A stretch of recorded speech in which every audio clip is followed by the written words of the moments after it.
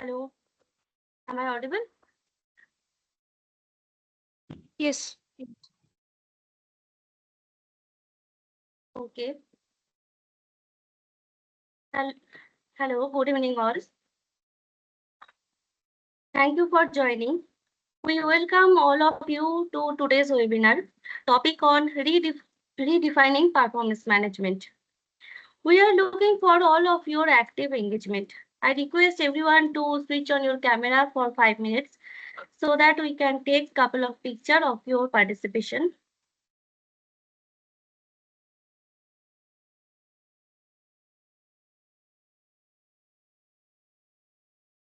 Hello.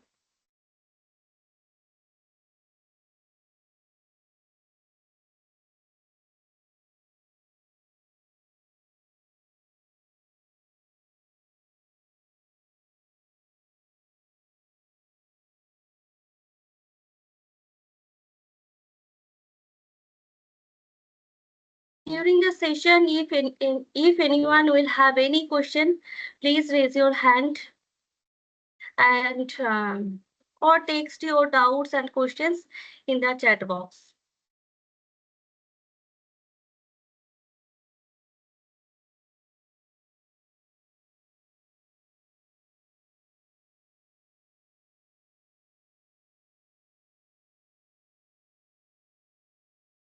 Coming to the introduction part, I am Garginath, working as a program manager at Talent Synergy Solutions.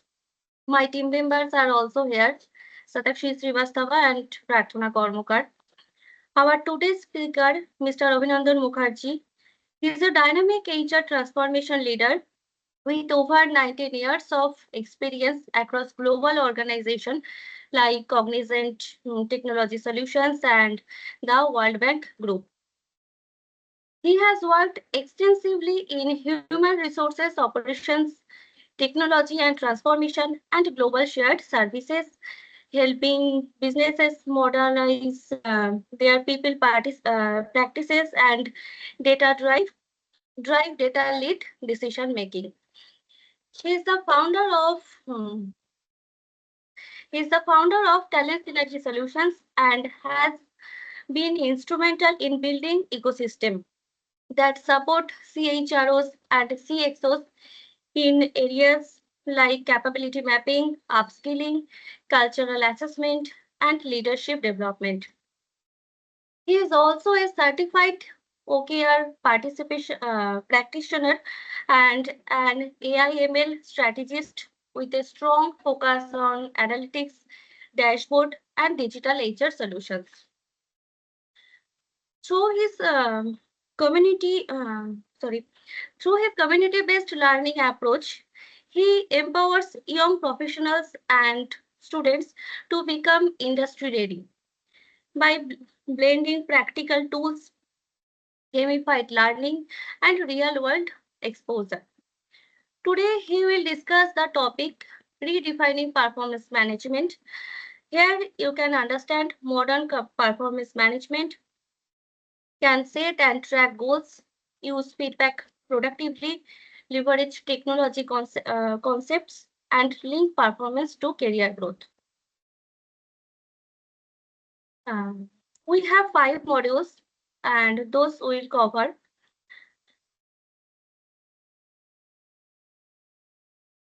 And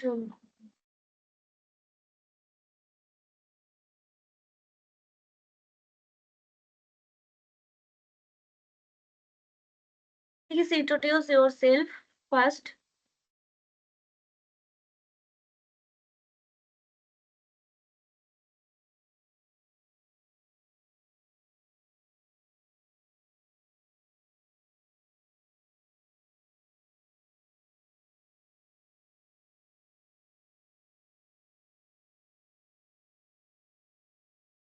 Hello, Harsh, Manami, Shomi Datta.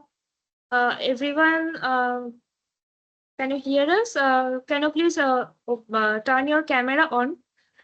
As more than webinar, it is a interaction session. Our speaker Abhinandan Mukherjee will join in shortly. So we are requesting you to turn your camera on if you have good network with you. We will wait for Abhinandan Mukherjee.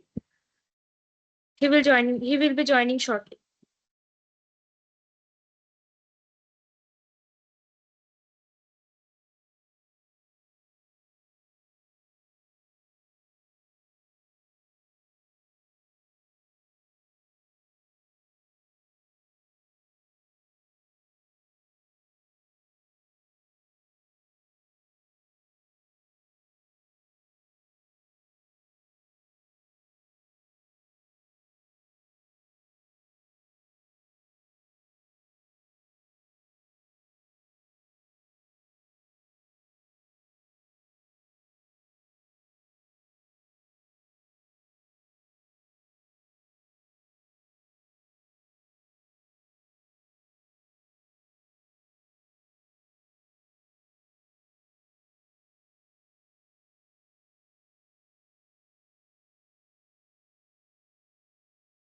Hey, hi everyone. Hello, sir. We Good evening. we have one more show me today.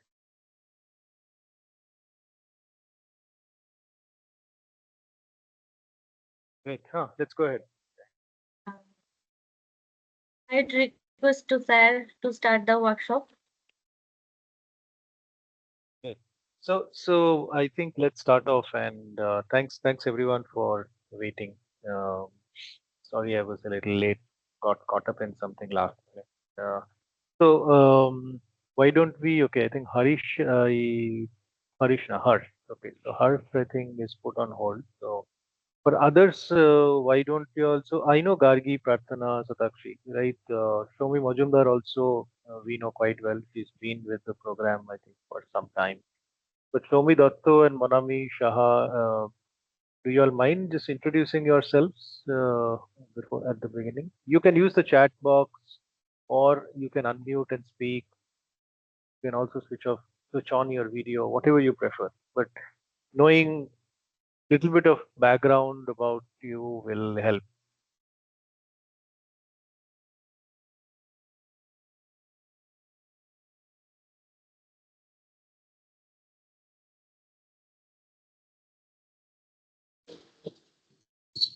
Good evening, sir.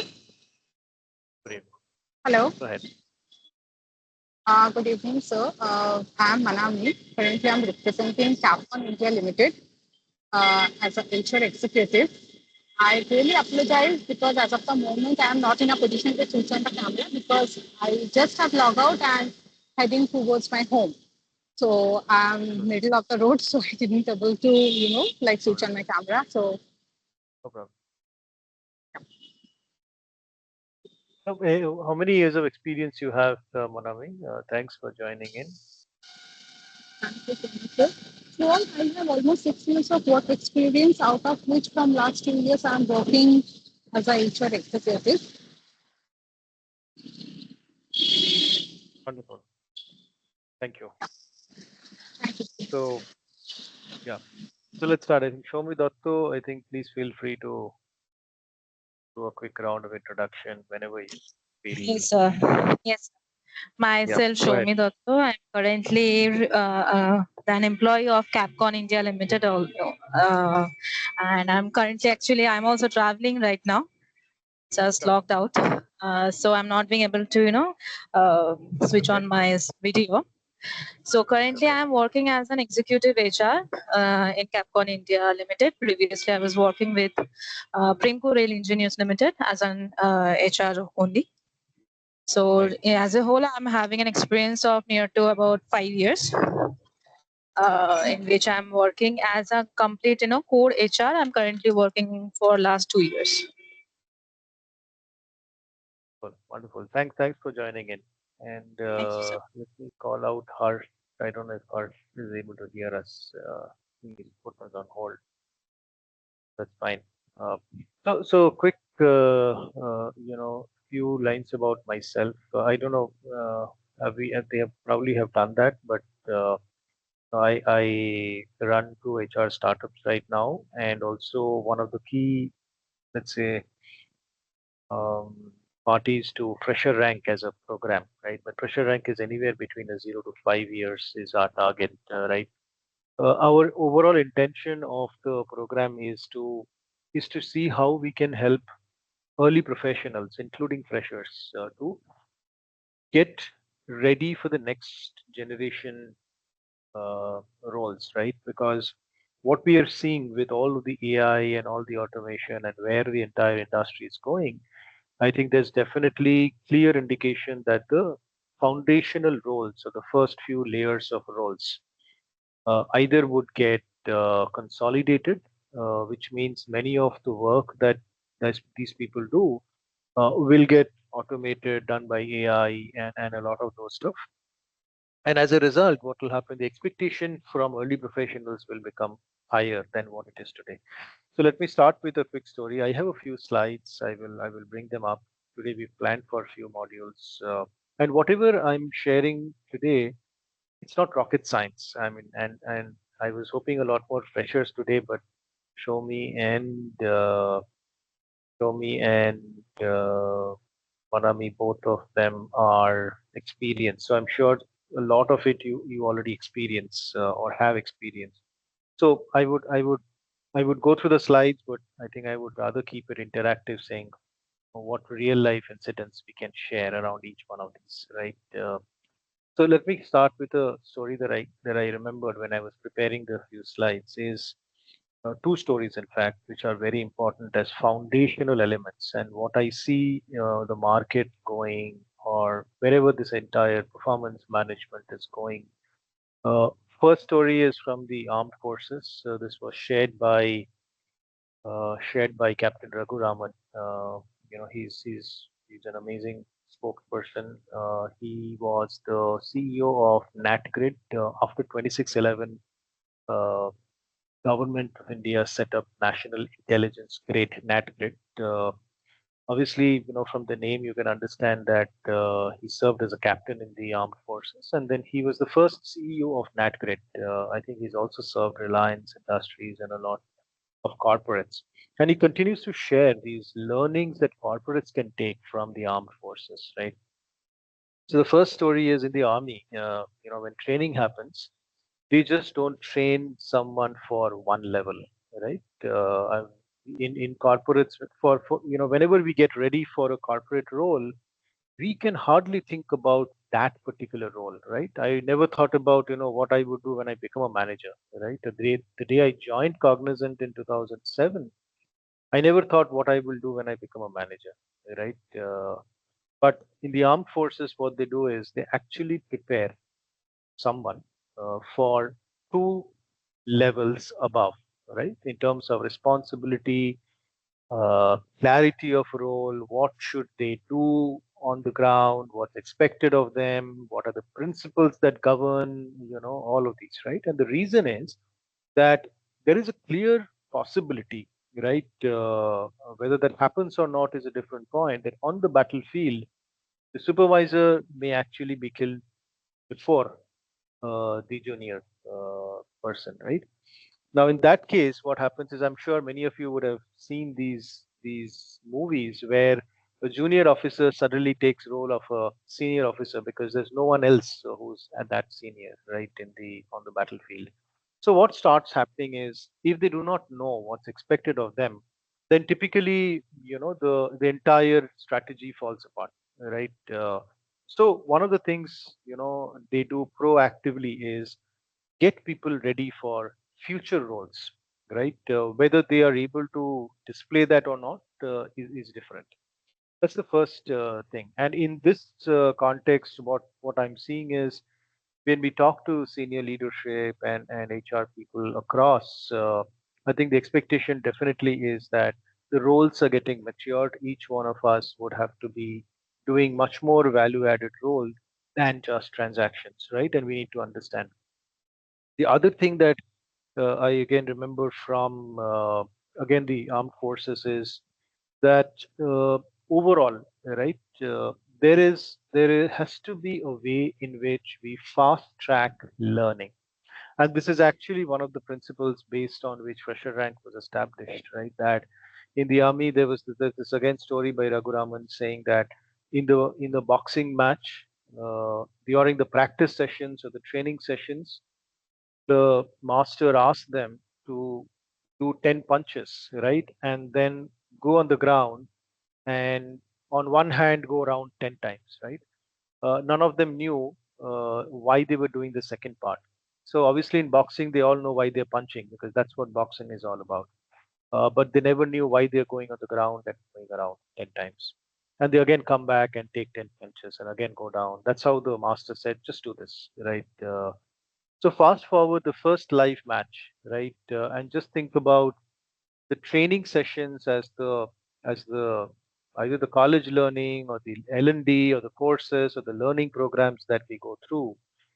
And then fast forward, in a real life boxing ring, the person Raghuraman gets the first punch, right? And when he gets hit the first time, he has a spinning sensation, and the opponent is thinking that they don't know about it, but that's what that going around 10 times on the ground actually prepared them for. So if you look at this example that they were able to recover quickly, come and take the 10 punches again and then win the match, right? What I'm trying to articulate is in the current world, it's very important for us to capitalize learning experience that senior people would have gone through, right? And capsulize them into smaller chunks and then be able to give it to, the trainees or whoever is learning so that they don't wait for, let's say, 20 years to know that, right? And that's the essence of FresherRank, right? What we try to do is exactly this. And I'm happy that we have HR professionals here on the call today, so that we don't just talk about employee or performance management from a employee perspective, right? But also from an organization perspective, I think it's important for us to realize what's changing and how larger organizations are looking at this. The third story that I want to share is one story from NASA, and I'm sure Satakshi, Pratana, and Gargi would have heard some of these already. But these are stories that are foundational, for any of these HR processes. So NASA, before they sent man to moon, I don't remember it was exactly Apollo 9 or Apollo 11 that time. One of those finally went to moon.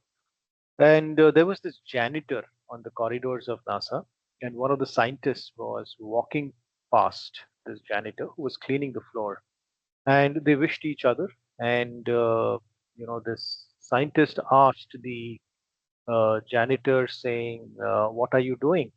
So the janitor says, while mopping the floor, the janitor says, "I'm putting man on moon." Now, I think that's an amazing clarity to have, right? Because the janitor on a day-to-day basis does not do anything other than mopping the floor. But here is where we introduce how clear that individual was and how NASA finally became successful in that venture was they had clarity till the lowest level, because all of us, one is an employee angle, the other is an organization angle, right? But each one of us on a day-to-day basis do certain things which many times does not make sense in the larger vision of the organization. So the story overall emphasizes the clarity that senior leadership should give right till the last leg of the workforce, saying what is our mission? Our overall mission is that we put man on moon, right? And health and wellness, cleanliness, and all of those may be transactional stuff, right? Maybe daily stuff, but that does contribute in a way or the other after years together of that work to finally align with the goal that the organization has. So I think what we always should ensure is that as an individual, I have clarity in terms of what is expected of me and how my work really contributes to the bigger goal of the organization. And on the other side, I think it's important that that communication happens from the senior leadership, saying how does a particular role contribute to the bigger, vision of the organization. I'll bring up few slides that I have, and while I'm sharing, I think the chat is not visible. So if there's anything that comes up, just call out. Gargi, Prathana, one of you can just call out. So obviously, okay, change a little setup. Just give me a second. Okay, now you all should be able to see this full screen. So, so let's go to the quick, objectives of the workshop and some of these. And I know that, we have time, I think, till about, 1 hour, 1.5 hours, whatever time. But I like to keep things short and then open up for questions, conversations, thoughts, comments, feedbacks, so that, we make it a little engaging session. And in the meantime, also, if any of you feel that you want to raise something, just use the chat box or you unmute yourself and speak. Just let's keep it conversational. So we are definitely, have these modules, and I have few slides, from my experience, which I've put together. But I think what I'll continue doing is what have I seen for the first 16 years of my life in organizations like Cognizant and World Bank, and how am I seeing things now, right, for the last 4 years when I run the HR startups and we manage end-to-end employee life cycle processes for quite a few organizations, right? So quickly moving on, right? So there'll be talent management, performance management is part of talent management overall. But then how do we really define performance management, right? So most of the times, I think, when many organizations today end up positioning performance management as an annual process, right? It's a one time done once a year. It can be done twice a year in some of the organizations, but typical process is that we do it or we've done it, or traditional ways have done it as a one time annual process, right? So, but what we have to understand is performance management as an overall framework is not a one-time process. The performance review, which ideally ends up in getting or allocating a rating and thereby possibilities of a salary increase or a promotion, those are one time or twice a year events, right? In fact, these days, and we'll see in the few, next few slides, that that also is changing, right? Feedback has become an ongoing process. Performance reviews, there are monthly, quarterly, once in 6 months, and annual kind of frameworks which are available. And there's nothing right or wrong. Organizations use a combination of these and all of these, right? But I think what is important for us to understand is that performance management as a process will never be successful, right, unless there are some baseline or foundational pieces, right? So if you see the pure definition also is it's a process. We'll come to the continuous, strategic, all of that. But if you see, it's a process where organization aligns individual and team efforts, and that is aligned with what? It's obviously aligned with the organization goals, right? So these days organizations have multiple ways of aligning organization goals. I just came out of one call where we were talking of how do we really come up with a performance framework for sales professionals, and what are we doing? What are we talking there? There we're talking about a company which has about 9,000 people, and they are in 40 countries, 42 countries to be precise, right? And only after this scale, they are trying to streamline or put a process and a policy to their performance management framework, primarily for the top line, which is your sales or the market facing leaders. Now that is something which is of paramount importance. I think many organizations do it earlier, many of them do it later, but aligning the organization goals, I think, is extremely important, right? Otherwise, we don't know what are we doing. The second part that is important is by setting clear expectations. So there's an organization goal, and then how do we really set clear expectations? There has to be a business goal, which is the overall revenue. At the end of the day, revenue, expansion in market, and a lot of those are, let's say, business goals. From that comes department goal, then a team goal, and finally an individual's goals, right? And then there are KPIs, as it is called, which is called key performance indicators, which are then checked and validated in each of these performance reviews, right? So this session, anyways, is the foundational session. So we don't go too deep into the KPIs, KRAs, and a lot of those, but those are standard frameworks. So we actually have a full-fledged learning course which has a lot of these embedded. But I think we right now, I think FresherRank does it only through colleges. So coming back, if you look at the differences between traditional ways and then how organizations are changing, definitely, goal setting is becoming very important. It's not that organizations just start off one fine morning saying Abhinandan is supposed to just consolidate 20 Excels, process payroll, and then get salary at the end of the month, and then get a promotion at the end of 2 years. No, the way it ideally used to happen earlier also is there's a clear goal setting, right? That if you're running payroll, you have to ensure that payroll timelines are there. You process payroll within a 2 or 3, business days. There are employee queries that you handle. So there are different elements to each of these processes that someone handle, right?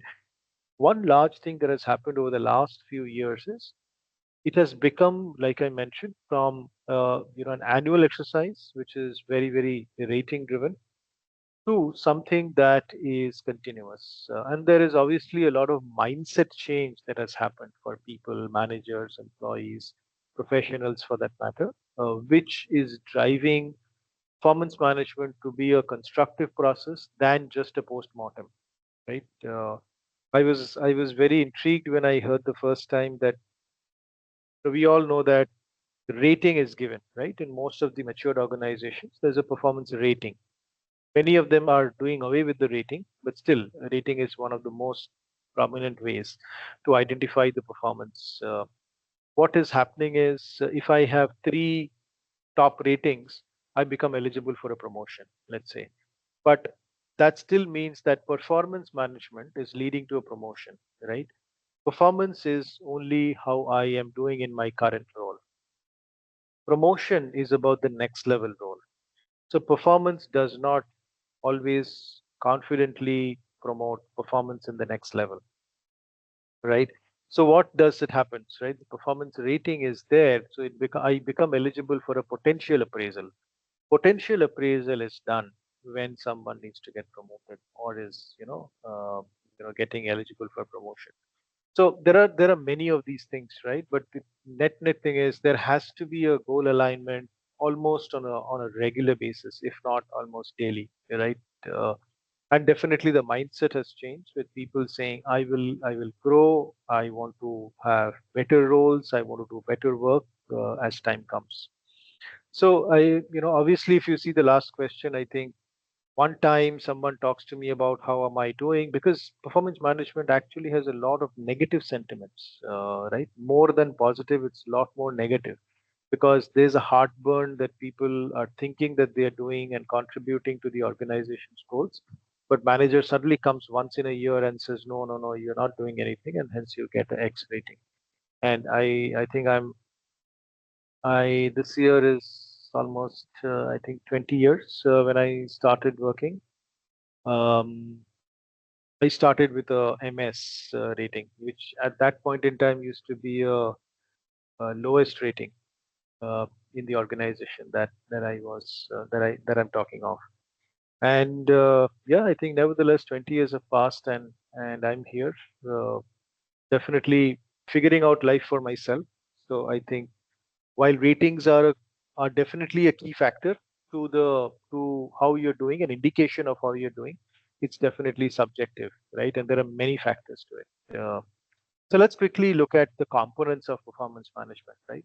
And these 5 are definitely cyclical, which means it continues in regular frequencies, right? So goal setting. The goal setting is again an annual exercise. There are multiple elements of a goal.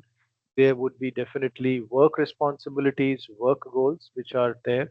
But apart from that, I think there are also learning goals, There are obviously, like I mentioned, from an organization goals to a department, then a team and an individual, right? That hierarchy is set up, but the goal setting is a key exercise, and if not done well, would definitely lead to a poor performance management or a performance review at whichever frequency the organization has set it up, right? The second one, definitely feedback collection, right?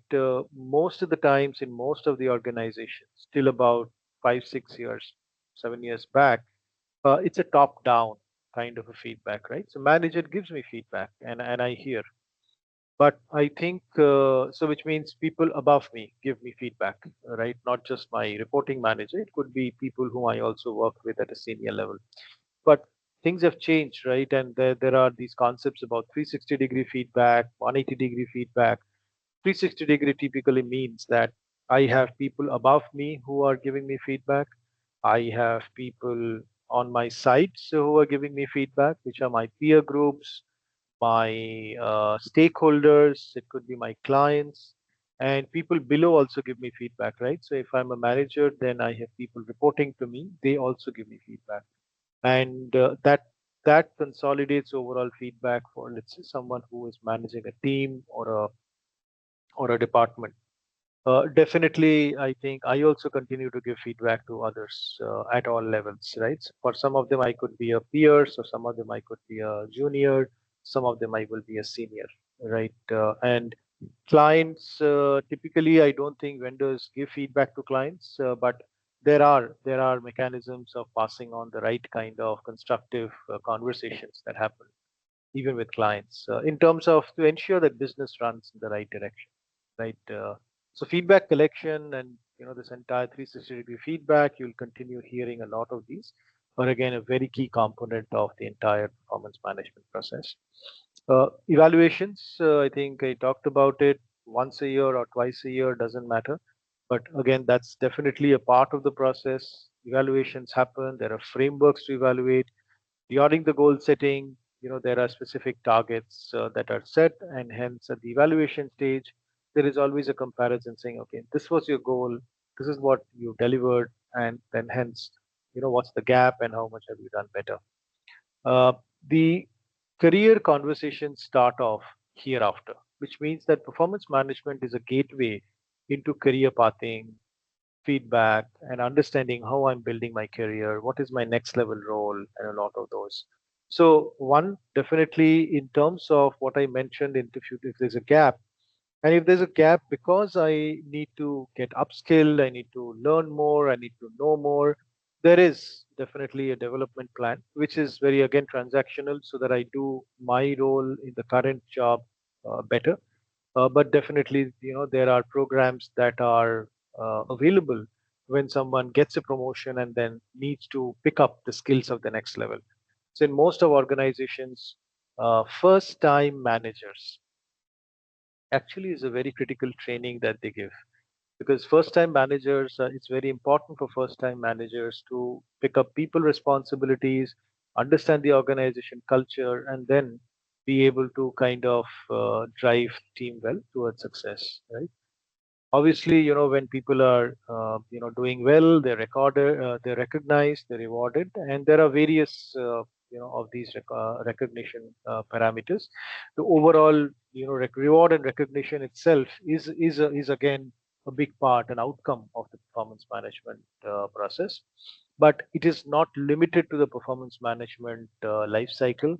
Rewards and recognitions also happen at different places, different intervals, even within the organization. I do a project well, I get a monthly reward, right? Best employee, employee of the year, employee of the month, and there are so many of them. And organizations do have monetary rewards and non-monetary rewards, right? Non-monetary rewards actually is a huge part of how people are motivated. I myself was surprised when in Cognizant I heard that if people get points towards doing something, I sign in and sign out every day on time, right? We give them some 10 points every day. At after they consolidate some 1,000 points, they're able to redeem some that for some goodies, some items, some merchandise, right? And that's a huge, huge. And this I'm talking of almost 1,000. 10, 11, 12, 15 years back. And so non-monetary rewards, awards, recognition also has a huge value, right, in their entire recognition framework. So when we are working, I'm sure many of you would have gone through it if you've been part of organizations. But I think that's part of an overall performance management reward recognition framework, right? So that's typically let's say the foundation. And 2 points I have in these next two slides, which I've already um, covered to some extent as far as the stories were concerned, right? But these are the two concepts which I think is from an organization standpoint. This one has nothing to do with the individuals or employees, but this is something that happens at the background before an entire performance management process can become successful.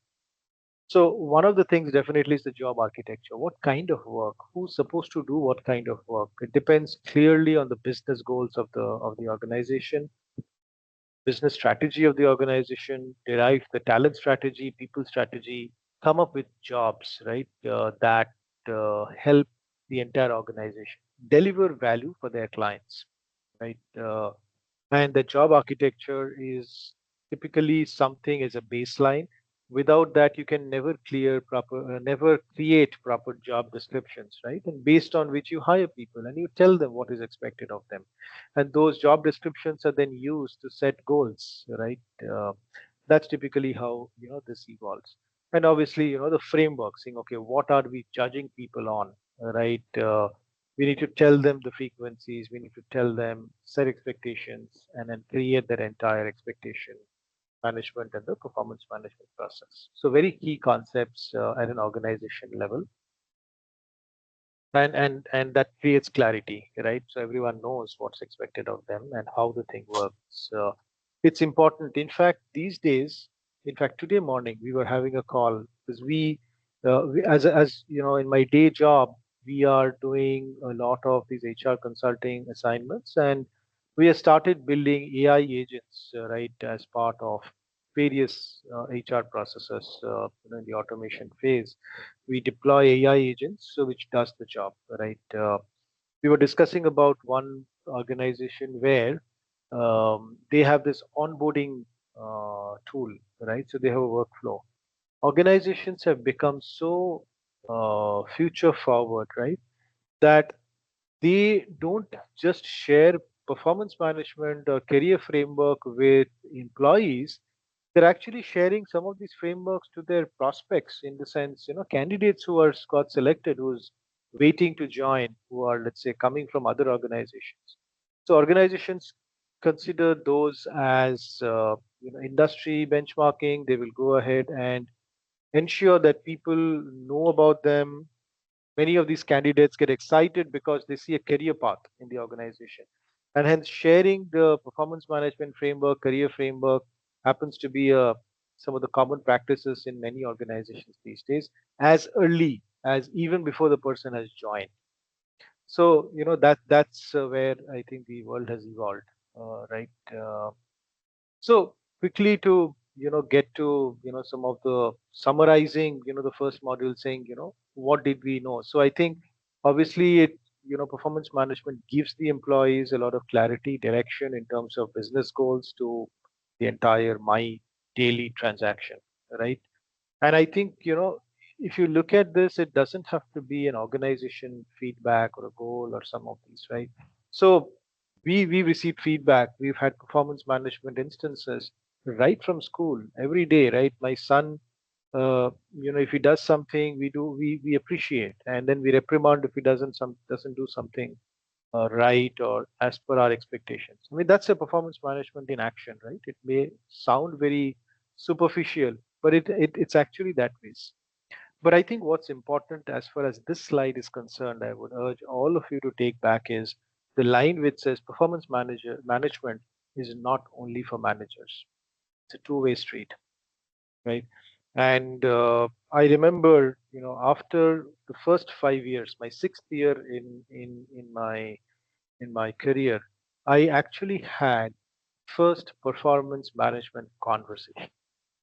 So any of you who are professionals here, and all of you who are HR folks here, right, whichever level you are in, please remember this, that when you act as a manager and you act as an individual, as an employee, and then as an HR person, we need to set this framework up to ensure that there's a two-way communication at all levels, right? So the first 5 years in my career, it was only a one-way rating communication discussion, right? So my manager will come and say, okay, this you've done, this is your rating. In the fifth year, there was a new manager, and he came and said, okay, Abhi, how did the year go? I mean, that's still a stage where we were doing annual conversations, but at least that's the first year when I actually got a chance to tell my story. And I wasn't prepared, honestly. So I was taken aback because that's not what I had done for the first 5 years. And I kind of managed, talked about what went well, what didn't go well, and then manager did share a lot of those as well. So I think organizations these days have also come up with something that they call a self-appraisal, right? You are supposed to do self-appraisal, right? And we're talking of conversations. So self-appraisal is something that I rate myself. I tell people. So these are part of the framework, which is part of our course. But some of these things have already been established in many organizations. So more or less what happens is conversations has to happen, goal alignment has to happen. Most organizations these days have an ongoing feedback mechanism.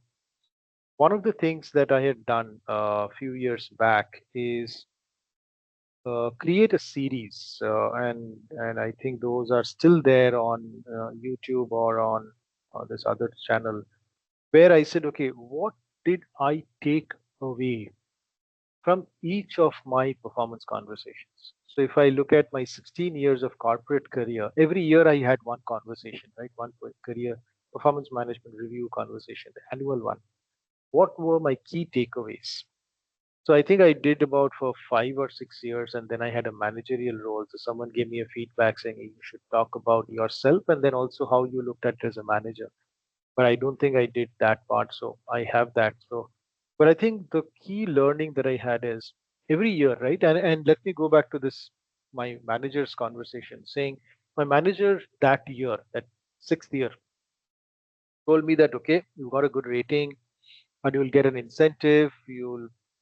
I can't talk about promotion. This is not a promotion discussion. It's a performance discussion, but the incentive will be there, right? Take some part of the incentive and invest back in yourself, in your learning, and how you plan to prepare yourself for the next level career, right? Or next level role. So if you look at all of this, right, it's important that what I'm trying to say, going back to the previous slide and this slide put together, that employee ownership, individuals' ownership is very important. Gone are those days where managers will come and tell us that this is how you need to evolve. Organizations have moved away from tenure based promotion, which means if 3 years and I'm in a role and I do well, good rating, I become eligible for the next level promotion. No. In many organizations, and I've faced this in World Bank when I joined, there was a competitive role, which meant that when opening came up, that opening was a genuine requirement. There were people from outside who were applying, but internally also you could apply, right? If you felt you're eligible. So all these competitive promotions, right, are concepts or frameworks that are evolving much faster. And organizations have realized that tenure-based promotion doesn't get them anywhere. So I'm doing good in my current role doesn't mean that I will do good in my next role or the senior level role. So they've stopped all of those. Many of them are just doing away with those, but keeping or bringing in competitive promotion. And there you compete with everyone, and whoever is the best candidate, internal or external, gets the role, right? That's how those organizations operate, or those frameworks operate. Overall, if you see, I think that's where it's going. Obviously, technology drives a lot of these. In based on my how I'm handling my tickets, right? If I'm part of a service center, HR service center, how many queries I've resolved, how many queries I've responded, transactions I've taken care. AI is consolidating all of that, giving me a rating, checking how many of them I'm within my turnaround time, and all of that, right? And then giving us, onboarding, ongoing dashboards. It continues to play some gamified things which helps people to relate that how are others doing, and if others are doing good, then I get motivated to do good.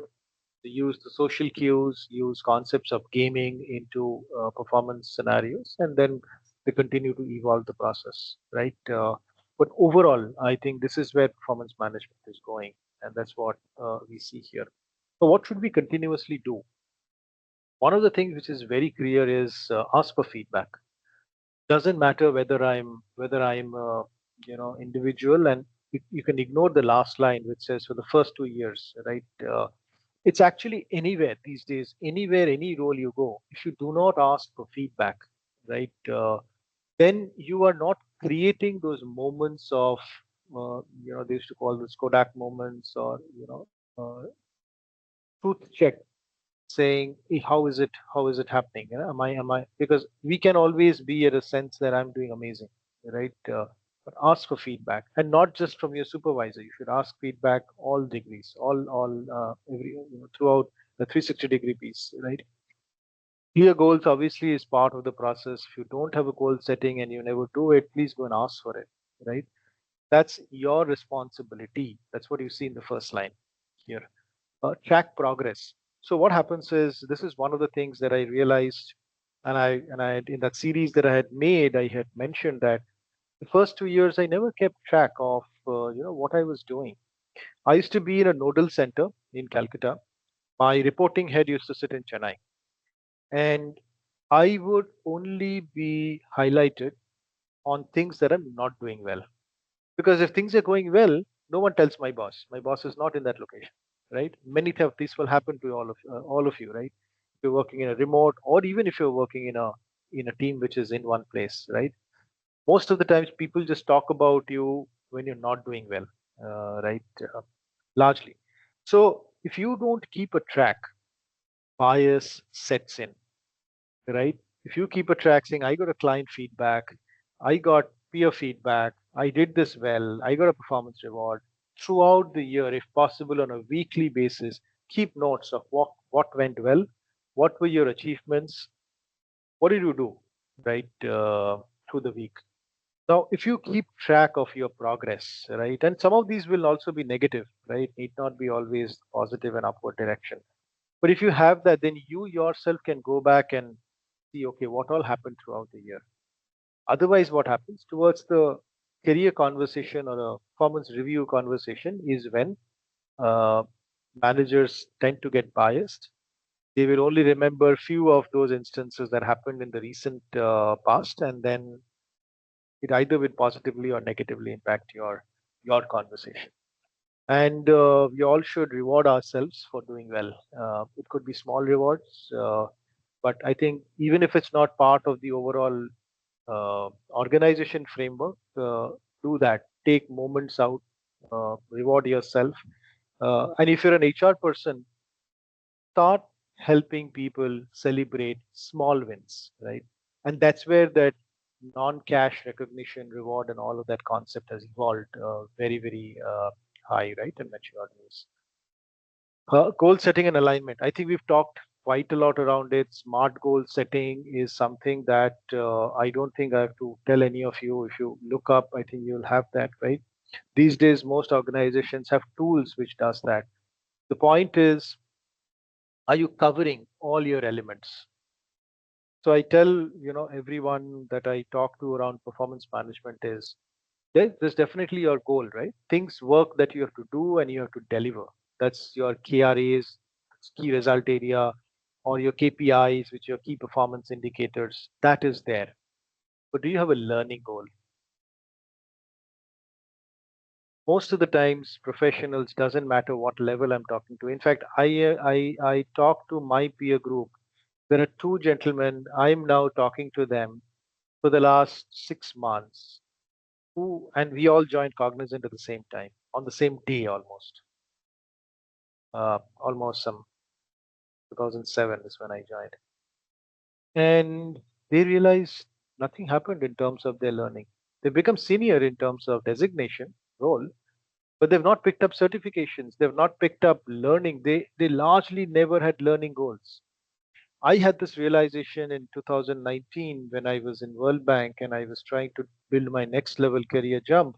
I realized that 2007 till 2019, 12 years, I only did some mandatory learning programs which Cognizant allocated to me on an annual basis. Other than that, nothing. The world where we are today, if we do not learn and evolve every day, we will not be able to survive. Today I'm learning multiple things, right? So I learn AI. So I did some AI ML course. I did a course on entrepreneurship and MBA, and we continue to learn, right?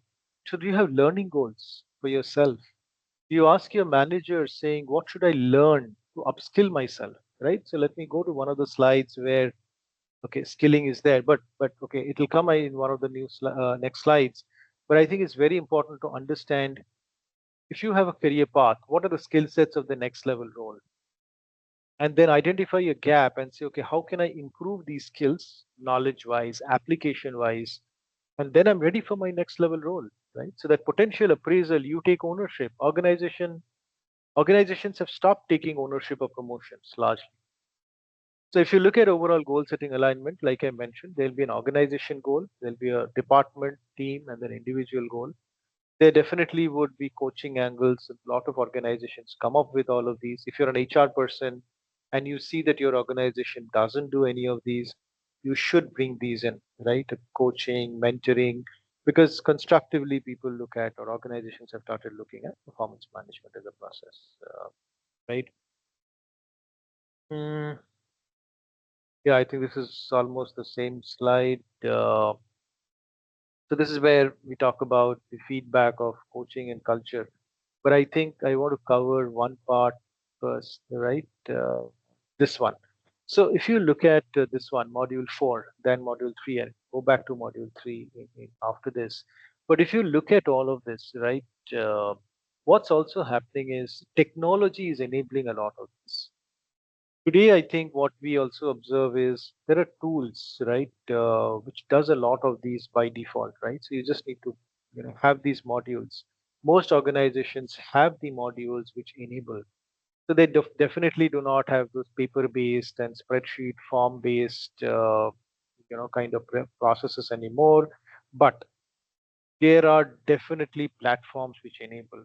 However, the organization or the HR people have to take ownership and roll those out, right? I see day in day out that organizations buy systems, they don't use it. They don't use it optimally. They're not able to motivate people to use those tools and technologies. Smaller organizations, when they grow, if they've not done some of these when they were small, will continue to, have those age-old practices.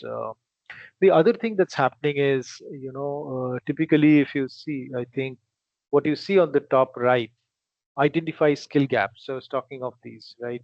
Saying where am I going in terms of my career? Obviously, with analytics, with AI, a lot of these have become easier because today I can actually get um, 20 job descriptions, and I know that we are doing some of these projects ourselves to build a holistic performance management AI agent. So it goes pretty early when where we have one agent that we are trying to develop, which typically is a JD builder, job description builder. It creates a holistic job description for any role that you want. So what we are doing is we are going across the job portals, platforms, talking to people, collecting what typically a job description looks like, ideal job description looks like for a particular role. Let's say HR executive. You are two of you are here, HR executive, right? And then say what should an HR executive in this kind of a company do, right? Depending on the size of the organization. And then we have skills based on the job that they're supposed to do, and then we ourselves have developed assessments. So there are tools which identifies these are skill sets. This is the level of proficiency in the skill set, and then we put people through the assessment, and then identify where are doing good, where are they not doing good. And as a result, what happens? They're able to kind of identify or have an awareness In fact, today morning I wrote a post on FresherRank saying FresherRank program is an awareness program, right? What are we doing here today? We are raising our awareness because I cannot teach performance management in 1 hour or even 2 hours, right? But we are just looking at a horizontal knowledge, saying, okay, what's happening across the industry? What are the best practices? The other thing that happens, obviously, is it's easier to map career path, right? Saying, okay, where does my role go? Do I want to stay in a technology track? In many of the IT organizations, what happens is people are developers early in their career, right? Then they become a senior developer. Then let's say they want to become a project manager. So then obviously a project manager role is not a technical role. It becomes a little generic role. It's project management track. So at a particular level, there's a career track that comes in. Do I want to stay a developer role, a senior developer, or become an architect? That's also a possibility, right? So career paths, career tracks evolve, and that's how career frameworks are developed. But if I look at my performance management will contribute to how I grow in any of these paths. Am I good in developing codes? Yes. Do I want to continue doing that? Maybe. And hence I continue in a technology track. Do I want to now learn how projects are managed, how large implementations are done across projects, program management? Yeah, then maybe I will do a certification on project management, PMP, and then do a project management role, right? But I need to know technology, so I have a technology acumen. I know how implementation happens, how coders code, right? So that's how career paths evolve. And I think a lot of those are framework driven, very easy to implement these days. And I think the other thing that's happening is OKR is something that's a new term. Obviously, it's organized objectives and key results. This was there in obviously Google has mastered this. They've done away with the standard performance management process. They follow some of these, but I think this is how technology is enabling these tools. The key message that from technology or some of these elements is that technology will never completely replace people, right? Because it's a human environment at the end of the day. One good thing that I heard today morning in a LinkedIn video was if chat gpt or the conversational AI tools are able to help someone generate better codes, there can be two things. One is people stop coding. The other thing is many more people will start coding, right? So NVIDIA CEO, NVIDIA today, if you all have heard, NVIDIA is one of the most valuable companies in terms of revenue and valuation as such.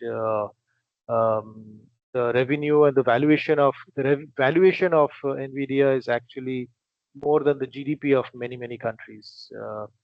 So NVIDIA CEO was saying that people are saying that conversational AI tools are generating codes these days, are writing codes, which means that people are losing jobs, right? I mean, we don't need a coder. But in generic, he's saying it only means that better softwares will be written. So the software industry will keep growing. More people will start writing code. Some of them who do not even know how to write code will now write code. The customized softwares will come up, right? So technology only enables in the long run, right? And as long as we embrace some of these and start doing. So I think that's the tech part, career growth and self performance. But let me come to we will share the slides so you can go through the feedback and coaching culture module. I think that is this is not again rocket science, but I think I'll just cover the right part of this slide before quickly going over to the career framework slide.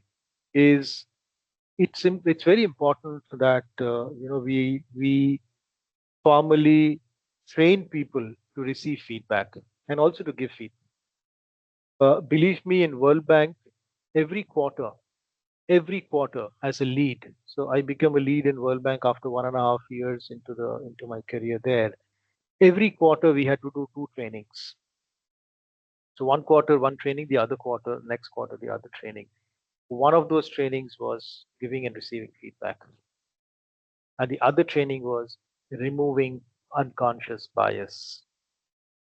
Uh, and unconscious bias is something which is like everywhere, right? We don't even realize what we are biased about. In fact, I actually have some of the notes from those training sessions as well. So why is it very important for every individual? I think constructive way to understand what's working and not what's not working is extremely important. So these are, let's say, some of the very basic, very broad things that are covered here. But the intent of this session is to raise awareness around concepts that are important, right? So giving and receiving feedback, we think just comes like that. It doesn't, unless we consciously practice it. There are people who are very good at receiving feedback, right? And they always look at improving. They take it with positive note. But most of the people kind of become defensive, right? And they try to defend what they have done and why they have done. But I think it's about moving ahead together after realizing that at that moment something didn't work, right? So if you see a lot of these, I think are areas where each one of us should continue to think about, be mindful about, and if we are HR professionals here, I think it's all the more important that we are aware of these, right? So this is just about how organization, what's coaching, criticism, what's positive, what's negative, right? Kind of approach. Uh, the quick last piece that I want to drive is that in organizations, I think even if there are the same goals for three members in a team, every individual is different, right? So what you see on the right, your personal development plan, is something that I think we see a lot of organizations obviously are ending up creating personal plans, right? That's why each individual has a performance conversation. Otherwise, it would have been a group review, right? It doesn't happen that case. So I think these days managers have become a lot more aware and positive oriented. We keep hearing terms like proactive, growth mindset, and a lot of that stuff. But what's important is the top left corner. If you see that first thing saying take charge of your career, I think that is something which is extremely important. Organizations have moved away from taking responsibility of someone's career. Whether you realize it or not, whether we realize it or not, is something different. But if you do not take ownership of your career, no one is going to take ownership of your career. And that includes identifying what you want to do, how good are you doing it today, if you have time or not, dedicate time towards, personal goals, career goals, you have your learning goals, work towards your next level career. I think we see many of the early professionals are actually setting up their own shops, right? Which means that you become an entrepreneur on day one. Managing yourself is extremely important, right? So there has to be definitely agility. So learning agility, moving ahead, quickly realize that what you're doing may not be right. Take corrective actions. Ask people. Ask for feedback. Take help. Track progress. But I think overall, what we definitely want to continue doing is do a self-reflection, right? Take time out, and saying, okay, am I doing the right thing? Am I doing the right thing for my career? And don't just do job changes. I mean, build careers, and you'll really appreciate few years later, right? If you build your career. One last slide in overall converging what we've seen. We've talked about a lot of these. I think the only piece that I definitely want to call out is the one in the middle, which is ratings and bell curves. This is a topic on its own. Organizations have bell curves, a normalized curve. So if they have a particular number of people, they in the beginning of the year decide how many people will get a top rating, what percentage of people will get a top rating. Typically, if there are 4 ratings or 5 ratings, the top rating doesn't go to more than 10% of the people in the organization. Very rare, right? Then the middle rating is many of them play around in a middle rating about 30-40%. And then there's a third rating which has, let's say, third or fourth rating based on a 4 rating or a 5 rating. So there definitely the second and the third rating has the most of the people. The last two are the bottom raters, right? So many of these organizations have identified people who are in the bottom ratings. They actually have healthy attrition, which means that there are organizations which have a standard structured process of letting go of people where ratings do not synchronize with the expectations. And they obviously hire new people, they continue to hire. So there's a churn, right? There's a growth, there's a cycle. So overall, I think organizations are moving away from bell curve. So and it also comes with some of the points that I mentioned, saying because they don't want to do any more tenure-based promotion. People who are doing well and who want to move to a next role, they get competitive promotions, right?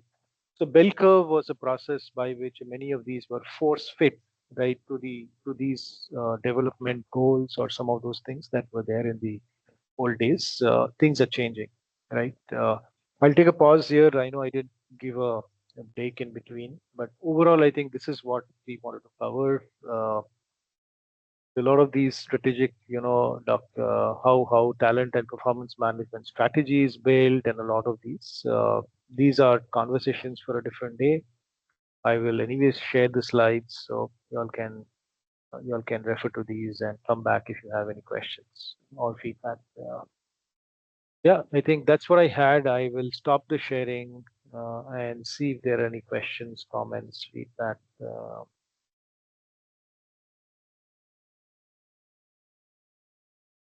Thank you so much, sir, sharing your personal experience with us. It is very insightful, and I believe that we all have learned something new from this. Mm. Thank you. I don't know if Devashish is still there in the meeting, but yeah, Devashish, I sent you a note. Let's connect. It's always good to connect with new people, right? Never miss an opportunity to make a new connection. So yeah.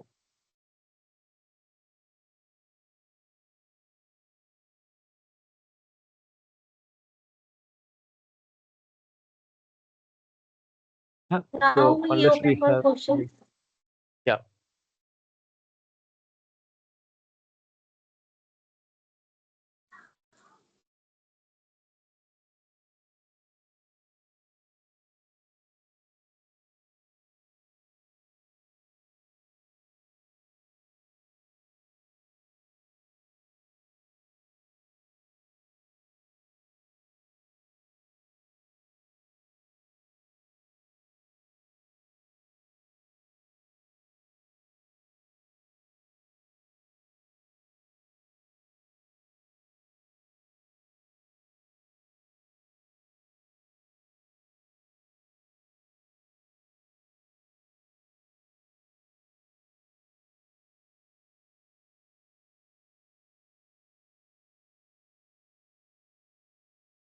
Okay, if we don't have questions, I think we can close the session. But I think there's a feedback form or something, right, Gargi? So want to talk about it? I'm good. Thank you very much for having me. Thank you, sir. Thank you. Thank you, sir. Thank you. Thank you.